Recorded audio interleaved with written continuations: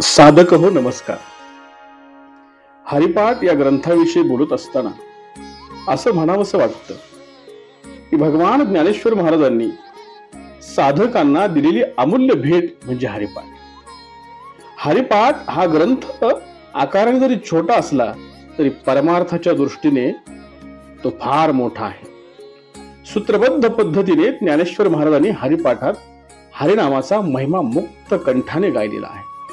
म्हणून असे म्हणता येईल की जे उपनिषदात आहे ते गीतेत आहे, जे गीतेत आहे ते ज्ञानेश्वरीत आहे, आणि जे ज्ञानेश्वरीत आहे ते ज्ञानेश्वर महाराजांच्या हरिपाठात आहे. अशा सुंदर सुबक हरिपाठाकडे लोकांनी पाठ न करता तो पोटाशी धरून स्वतःचे आत्मकल्याण साधावे. हरिपाठानं काय होईल, हरिपाठ वाचनानं काय होईल? ज्ञानेश्वर महाराजांच्या भाषेत, हरिपाठ कीर्ती मुखे जरी गाय, पवित्रची होय देह त्याचा. रामकृष्ण.